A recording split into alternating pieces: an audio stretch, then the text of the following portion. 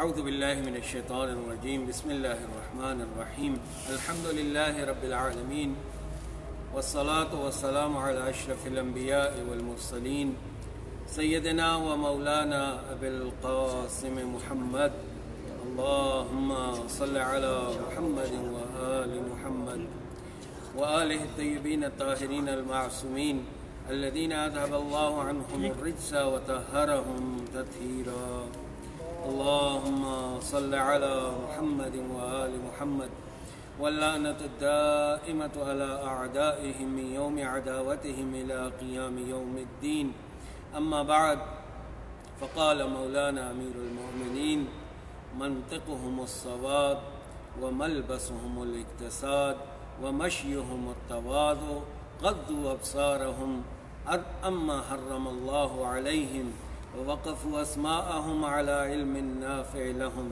نزلت أنفسهم منهم في البلاء كالتي نزلت في الرخاء لولا عجل الذي كتب الله عليهم لم تستقر أرواحهم في أجسادهم طرفة عين أبدا شوقا إلى الثواب وخوفا من العقاب صلوات پر محمد وآل محمد پر اللهم صل على محمد وآل محمد سامعین ذی قدر و ذی احترام، ہماری گفتگو کا سلسلہ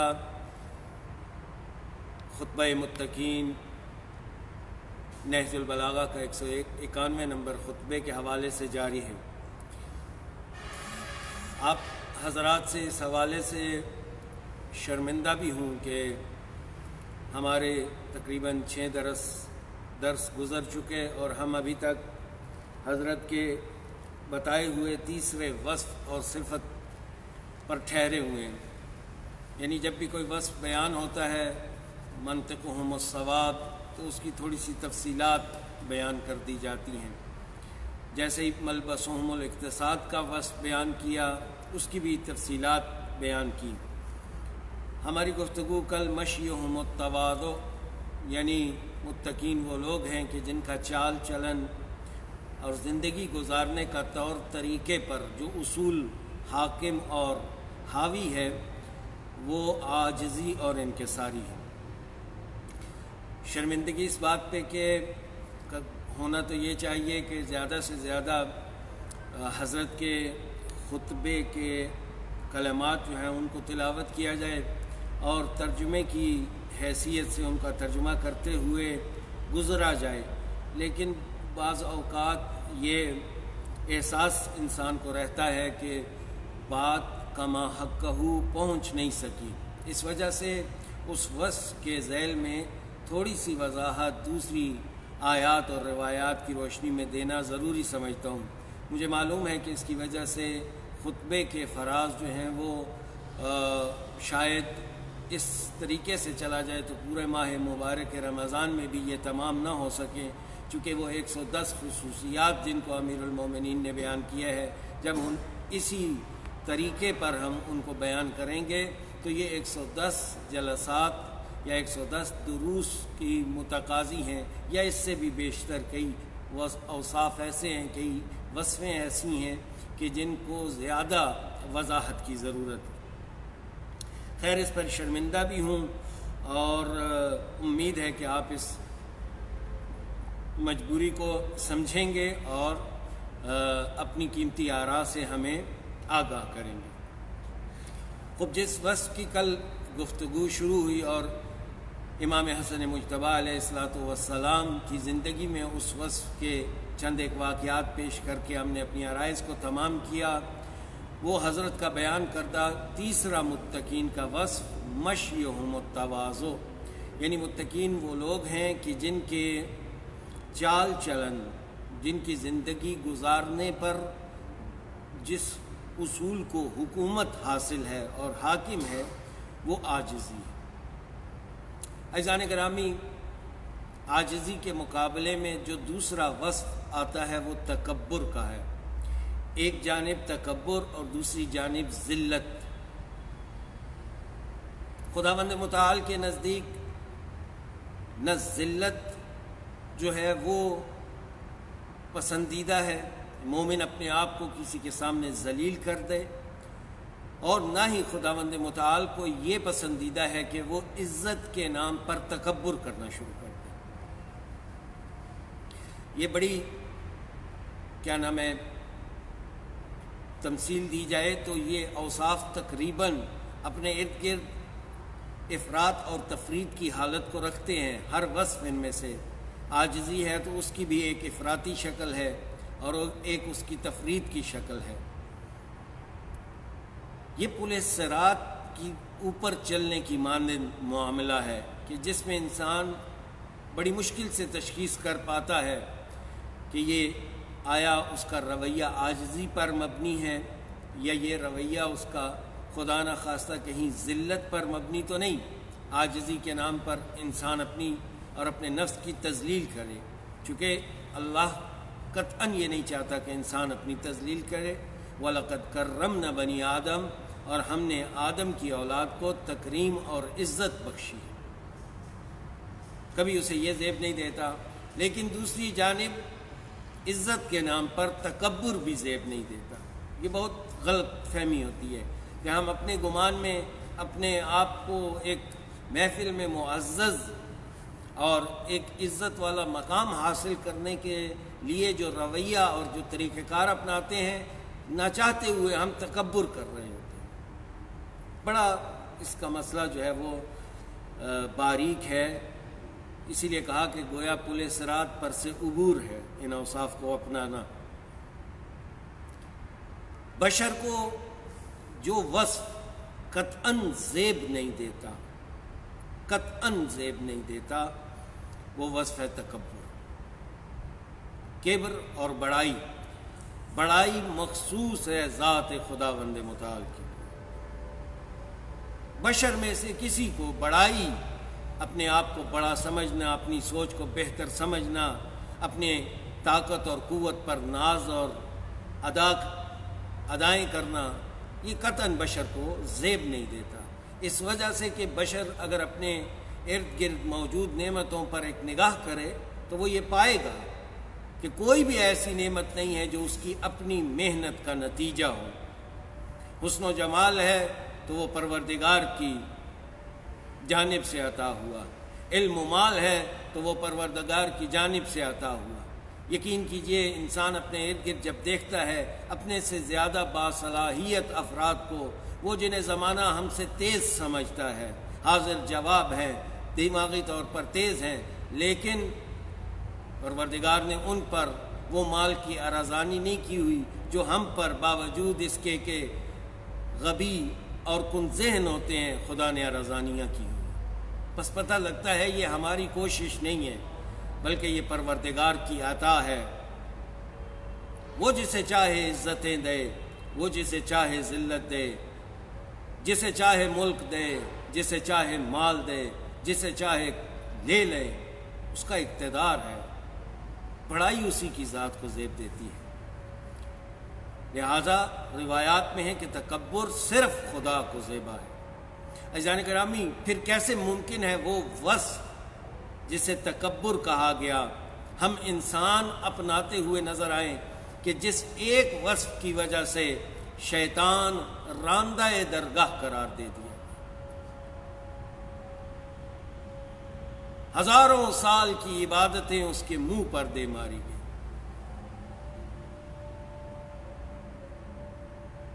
اور پروردگار نے جب شیطان نے سجدہ نہ کیا تو پوچھا کہ کس چیز نے تجھے منع کیا اس کو سجدہ کرنے سے جسے میں نے اپنے ہاتھوں سے خلق کیا، اپنی قدرت سے خلق کیا۔ شیطان کا جواب کیا تھا کہ تو نے اس کو مٹی سے بنایا اور مجھے آگ سے، آگ بلندی کی طرف اٹھتی ہے، مٹی پستی کی طرف کھینچتی ہے، بس آگ مٹی سے بلند ہے، میں بلند رتبہ ہوں اس سے۔ یہ وہ مقام تکبر تھا کہ جہاں پروردگار نے کہا تو نے تکبر کیا، یعنی تو اپنے آپ کو عالین میں سے سمجھتا ہے، نکل جا میری بارگاہ سے۔ شیطان تو ایک دفعہ تکبر کرنے پر راندہ درگاہ الہی قرار پائے، لیکن انسان تکبر کرتا پھرے، زمین پر اکڑ کر چلے. اور قرآن نے پھر خطاب کر کے کیا کہا انسان کو؟ وَلَا تَمْشِ فِي الْأَرْضِ مَرْحًا، زمین پر اکڑ کر مت چل. إِنَّكَ لَن تَخْرِقَ الْأَرْضَ، تیرے چلنے سے زمین پھٹنے والی نہیں ہے. وَلَن تَبْلِغَ الْجِبَالَ طُولًا، نہ ہی تیرا قد اتنا بلند ہے کہ تو پہاڑوں کی بلندی سے اوپر نکل جائے. حیثیت کیا ہے تیری؟ عجبت لابن آدم، امیر المومنین ایک اور جگہ فرماتے نظر آتے تعجب ہوتا ہے مجھے اس حضرت آدم پر. اولہ نطفۃ آخرہ جیفۃ، کہ جس کا آغاز چھلکتا ہوا نجس پانی کا قطرہ اور جس کا آخر مردار، جس کو ہاتھ لگاؤ تو غسل واجب. اکڑتا کس چیز پر؟ اور پوری زندگی وہ فضلہ اپنے پیٹ میں لیے پھرتا ہے کہ اگر پروردگار کی یہ پردے کی تہیں اتر جائیں اور وہ فضلہ سامنے ہو تو کوئی اس کے پاس سے گزرے تک نہ، اس کی بو سے متنفر. ہر میں ایک ہم میں سے جانتا ہے کہ ہم نے کس قدر پروردگار کی نعمتوں میں کوتاہی کی ہے، ہم نے کس قدر غفلتیں برتی ہیں، باوجود ان غفلتوں کے اس کی نعمتیں کس قدر ارزانی ہیں. کیسے زیب دیتا ہے کہ انسان تکبر کرے. اسی وجہ سے جب خداوند متعال اپنے نیک بندوں کے اوصاف قرآن میں گنواتا ہے تو یہ مخاطب کر کے کہتا ہے وَعِبَادُ الرحمن، اللہ اور رحمان کے بندے تو وہ ہیں یمشون علی الارض ہونا، کہ جن کا زمین پر چال چلن عاجزی والا ہوتا ہے. اور حقیقت یہی ہے کہ ہمیشہ وہ ظرف جو پر ہو شور نہیں مچاتا، ہمیشہ خالی برتن سے زیادہ شور مچانے کی آواز آتی ہے. اسے جب چوٹ لگے تو وہ زیادہ شور مچاتا ہے. پھلدار درخت کی ٹہنیاں ہمیشہ جھکی ہوئی ہوتی ہیں، جن پر پھل نہیں لگتے ان کی ٹہنیاں سیدھی کھڑی ہوتی ہیں، اور پھر جب تیز ہوائیں چلتی ہیں تو زمین بوس بھی ہوتے ہیں. اور کتنا پیارا شعر کے ذریعے سے کہا وہ صراحی سر نگوں ہو کر بھرا کرتی ہے پیمانے. ہمیشہ جو ہے وہ جن کا اندر پر ہوتا ہے وہ لوگوں کو عنایت کرتے ہیں، جو خود اندر سے خالی ہو وہ کچھ نہیں عنایت کر سکتا. اور متکبر کی علامات بتائی گئی ہیں، روایات میں عاجزی کی علامات بتائی گئی ہیں. ہم سیرت رسول گرامی اسلام میں مطالعہ کرتے ہیں یجلس علی الارض یاکل علیہا ینام علیہا، میرا مصطفیٰ زمین پر ہی بیٹھا کرتے، زمین پر کھاتے، زمین پر سوتے. قطعاً منظور نہیں ہے کہ آج چارپائیاں اگر آ گئی ہیں تو ہم چارپائی کے بجائے زمین پر سوئیں، نہیں. زمین پر بیٹھنا، زمین پر کھانا، زمین پر سونا، یہ اصل میں اس وصف عجز کا اظہار ہے. ہمیں بھی اپنے زمانے کے تقاضوں کے مطابق عجز اور عاجزی والی کیفیت کو اپنانا چاہیے، کیونکہ یہاں وہ اسراف والا مورد بھی داخل ہو جاتا ہے کہ انسان ایسی چیز خریدے جس کی اسے ضرورت نہیں ہے. ہلکی چیز سے گزارا ہو سکتا تھا، عزت اور آبرو بھی رہے. قطعاً یہ نہیں منظور کہ عزت اور آبرو اپنی جو ہے وہ پامال کی جائے. معاشرے میں جو معتدل اور درمیانے درجے کا رہن سہن ہے، جو درمیانے درجے کا پہناوا ہے، اسے انسان اپنائے. عزیزان گرامی، یہ تکبر انسان کو شرک کے مرحلے تک پہنچا دیتا ہے. شرک باللہ. شروع میں انسان اپنے جیسے انسان کو کچھ نہیں مانتا، پھر یہ تکبر اس حد پہ چلا جاتا ہے کہ انسان ابو سفیان بن جاتا ہے اور نبی خدا کے مقابلے میں کھڑا ہو جاتا ہے. اور پھر یہ تکبر اس مرحلے پر جاتا ہے کہ انسان نمرود بن کے خدائی کا دعویٰ کر بیٹھتا ہے. اسے پہلے مرحلے پر روکنے کی ضرورت ہے. اور عجیب ہے تکبر صرف مال کا نہیں ہے، تکبر فقط اولاد کا نہیں ہے، تکبر خوبصورتی کا فقط نہیں ہوتا. تکبر اپنے مقام اور مرتبے اور پروٹوکول کی وجہ سے نہیں آتا، بلکہ تکبر علم کا ہوتا ہے، تکبر دینداری کا ہوتا ہے. میں اتنا اچھا درس کہتا ہوں، تکبر. جب تجھے اپنا آپ پسند آنے لگ پڑے، سمجھ پریشانی شروع۔ اگر تو اس کاوش کو اپنی کاوش نہ سمجھے بلکہ خدا کی عنایت سمجھے، اور فقط زبان سے نہ کہے بلکہ دل سے تجھے یقین ہو کہ میں کچھ نہیں ہوں، وہ ہے جو کرواتا ہے، یہ عاجز انسان ہے، یہ جتنا اچھا بیان کرے، مگر نہ صرف اچھے بیان پر اپنے آپ کو بڑا سمجھنا۔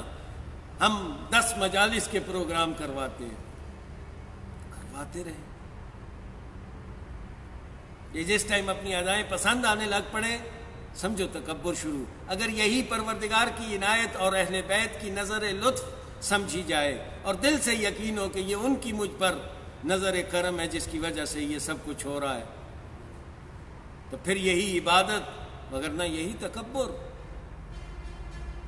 بڑائی کا اظہار کسی صورت انسان کو زیب نہیں دیتا،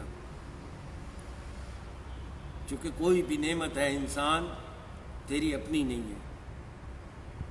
وَمَشْيُهُمُ التَّوَاضُعُ، متقین کا ایک وصف یہ کہ ان کے چال چلن میں تواضع ہوتا ہے۔ یہ متقی کون لوگ ہیں؟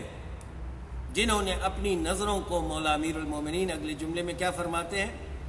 وَمَشْيُهُمُ التَّوَاضُعُ، ان کا چال چلن عاجزی والا ہے، اور پھر انہوں نے اپنی آنکھوں کو بند کر لیا ہے ان چیزوں پر کہ جو خدا نے ان پر حرام کر رکھی، اور اپنے کانوں کو ان باتوں سے روک لیا ہے سننے سے کہ جن چیزوں کو خدا نے حرام کر رکھا، اور ہمیشہ ان باتوں کو سننے کے درپے ہوتے ہیں کہ جن باتوں میں نافع علم موجود ہو۔ یعنی متقی فضولیات سے دور ہوتا ہے۔ اگر ان دونوں اوصاف کو دیکھا جائے، متقی کی زندگی پر ایک حاکم اصل لہو و لعب سے دوری ہوتی ہے، فضولیات سے دوری ہوتی ہے، یعنی وہ چیزیں کہ جن کو دیکھنا منع کیا گیا ہے ان سے رکتا ہے، وہ چیزیں جنہیں سننے سے منع کیا گیا ہے ان سے رکتا ہے، اور ان چیزوں کو سنتا ہے جس میں ان کا نفع ہے۔ عزیزان گرامی، ابھی اس ماہ رمضان اور لاک ڈاؤن کی کیفیت میں اپنے اپنے نجی محافل پر ایک نظر کیجئے، اور ان میں دیکھیں کہ کس قدر گفتگو وہ ہوتی ہے کہ جس میں خداوند متعال کی رضا شامل ہے، اور کس قدر گفتگو وہ ہے کہ جو غیبت، تہمت، توہین اور کسی کے برے ذکر پر مشتمل ہے۔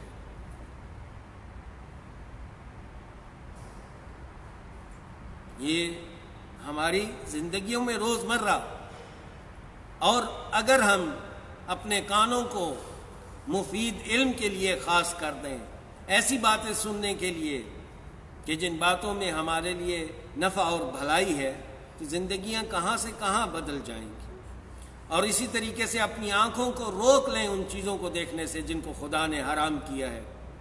امیر المومنین ایک اور اپنے کلام میں، کلمات کثار میں فرماتے ہیں، اگر چاہتے ہو تمہیں عجائب عالم دکھائے جائیں تو اپنی آنکھوں کو بند کر لو ان چیزوں پر کہ جو خدا نے تم پر حرام کی۔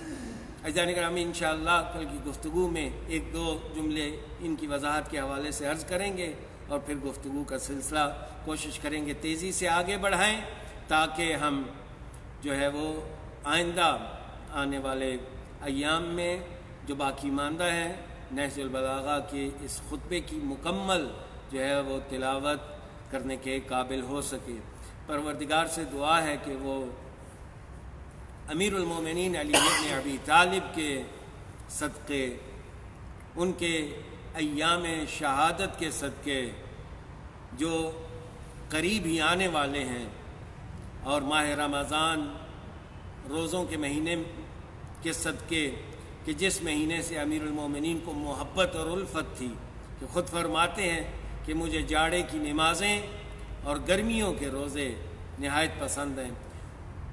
پروردگارہ، تجھے اپنے ان نیک بندوں کا واسطہ اور ان کی اس کیفیت کا واسطہ کہ جب وہ پورا دن بچوں کے لیے حلال رزق کمانے کے بعد روزہ رکھے ہوئے جاں بلب افطار کے موقع پر ہاتھ اٹھا کر تیری بارگاہ میں دعا کرتے ہیں، بار الہ تجھے ان گھڑیوں کا واسطہ کہ جو تجھے بہت پسند ہے، اور تجھے ان کے منہ سے اس آنے والی خوشبو کا واسطہ کہ جسے انسان تو بو سمجھتا ہے نہ کھانے کی وجہ سے، لیکن پروردگار اس کو خوشبو شمار کرتا ہے اور ملائکہ سے حکم دیتا ہے جاؤ میرے بندے کے منہ سے اس خوشبو کو لے کے آؤ تاکہ میں اسے اپنی جنت میں زینت دوں، اس خوشبو سے جنت کو زینت۔